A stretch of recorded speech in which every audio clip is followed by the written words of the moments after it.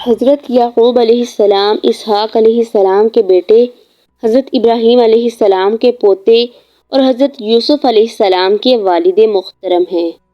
جب حضرت ابراہیم علیہ السلام کو حضرت اسحاق علیہ السلام کی پیدائش کی بشارت سنائی گئی تو اسی بشارت کے ساتھ آپ کو حضرت یعقوب علیہ السلام کی ولادت کی بھی خوشخبری سنا دی گئی۔ حضرت یعقوب کا لقب اسرائیل ہے، یعنی اللہ کا بندہ۔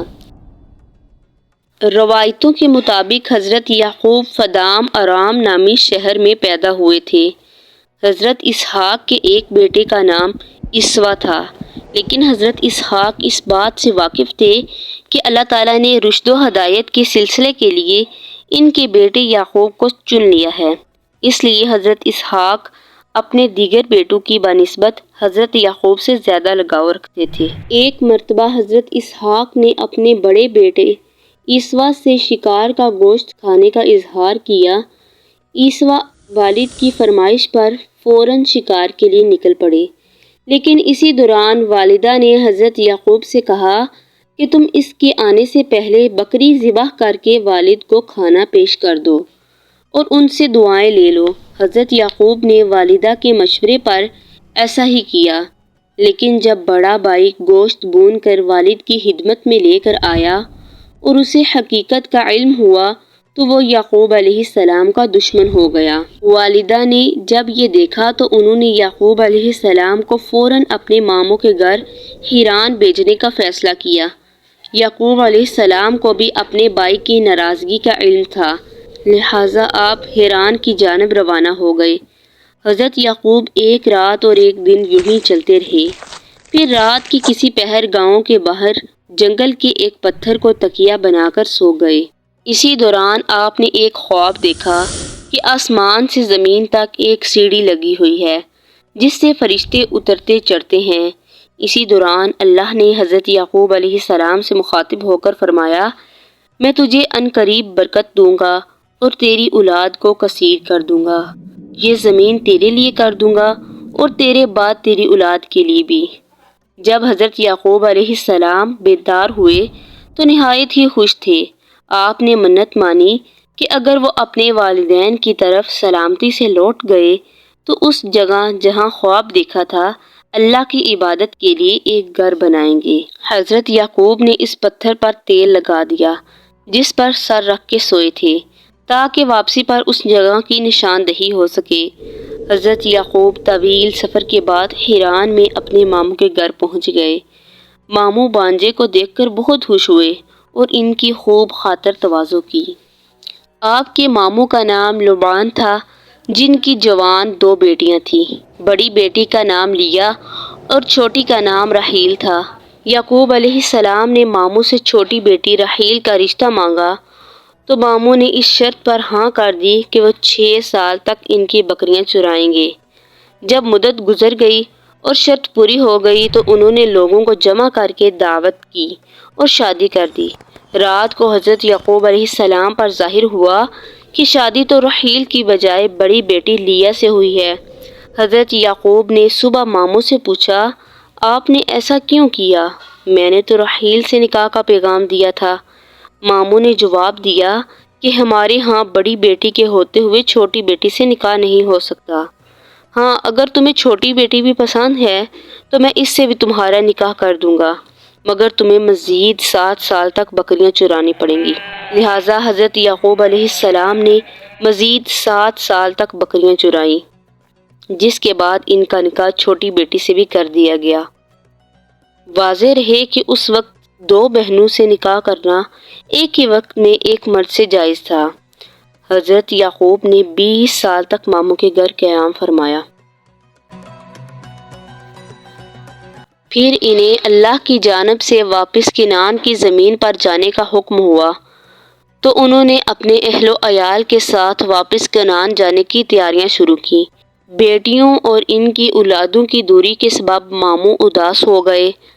انہوں نے حضرت یعقوب کو روکنے کی کوشش کی، لیکن وہ تو اللہ کے حکم کے پابند تھے۔ بالآخر ماموں نے بھیڑ بکریوں کے بڑے ریوڑ اور کچھ زیادہ راہ کے ساتھ روانہ کر دیا۔ حضرت یعقوب اپنے اہل و عیال اور مال مویشیوں کے ساتھ سفر کرتے ہوئے اس مقام پر پہنچ گئے جہاں ان کے بڑے بھائی رہتے تھے۔ عیسیٰ نے جب اپنے علاقے میں ایک اجنبی بڑے قافلے کو دیکھا تو وہ بڑے حیران ہوئے اور انہوں نے اپنے لوگوں کو قافلے کی جانب روانہ کیا تاکہ حقیقت حال معلوم ہو سکے۔ لوگوں نے واپس آ کر بتایا کہ اس قافلے کا سربراہ کوئی یعقوب نامی شخص ہے اور یہ لوگ حیران سے کنعان کی طرف منتقل ہو رہے ہیں۔ عیسیٰ نے جب یہ بات سنی تو انہیں 20 سال پرانا واقعہ یاد آ گیا، تو وہ سمجھ گئے کہ یہ تو میرے چھوٹے بھائی یعقوب ہیں۔ عیسیٰ نے اپنے قبیلے کے 400 لوگوں کو ساتھ لیا اور حضرت یعقوب کی جانب چل پڑے۔ حضرت یعقوب کو جب اپنے بڑے بھائی کے آنے کا معلوم ہوا تو وہ خوف زدہ ہو گئے کہ جس بھائی کے ڈر سے وہ 20 سال تک والدین سے دور رہے ہیں، انہیں سے آج سامنا ہونے جا رہا ہے۔ روایتوں میں ہے کہ اس وقت اللہ پاک نے آپ کے پاس فرشتہ بھیجا جنہوں نے آپ سے کہا کہ آپ پریشان نہ ہوں، اللہ آپ کے ساتھ ہے، آپ اپنے بھائی کے استقبال کی تیاریاں شروع کریں۔ انہوں نے اپنے بھائی کو تحفے میں دینے کے لیے خوبصورت بھیڑ بکریاں ساتھ لیں اور کچھ دور جا کر بھائی کا استقبال کیا۔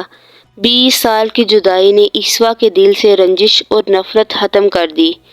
چھوٹے بھائی کی محبت نے جوش مارا اور آگے بڑھ کر گلے لگے۔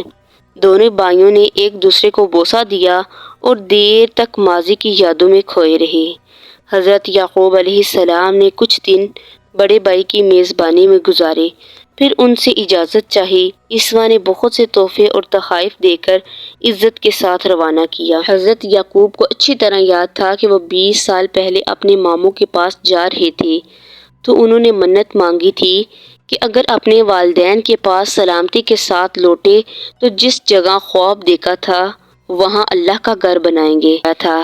چونکہ اللہ کی مدد شامل حال تھی سو وہ جلد ہی اس پتھر کو ڈھونڈنے میں کامیاب ہو گئے جس پتھر پر انہوں نے تیل لگایا تھا۔ اپنے بیٹوں کے ساتھ مل کر ایک عبادت گاہ بنائی جو آج بیت المقدس کہلاتی ہے۔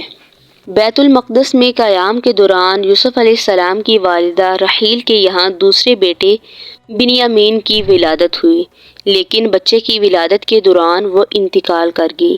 حضرت یعقوب نے انہیں وہاں سپرد خاک کیا اور سرخانے ایک نشانی کے طور پر پتھر لگا دیا۔ حضرت یعقوب کو اپنی بیوی رحیل سے بہت محبت تھی، لہٰذا ان کے انتقال کے بعد انہیں بہت صدمہ پہنچا اور بیت المقدس کی سکونت ترک کر کے اپنے والد کی طرف حبرون چلے گئے۔ حبرون میں ہی حضرت یعقوب کے سب سے لاڈلے بیٹے یوسف کو ان کے بھائیوں نے ان سے جدا کر دیا۔ حضرت یوسف کی جدائی کے سبب آپ 40 سال تک انہیں یاد کر کے روتے رہے، یہاں تک کہ روتے روتے ان کی آنکھوں کی بینائی چلی گئی۔ آخر 40 سال بعد اللہ نے یعقوب کو اپنے بیٹے یوسف سے اس حال میں ملایا کہ وہ والی مصر تھے۔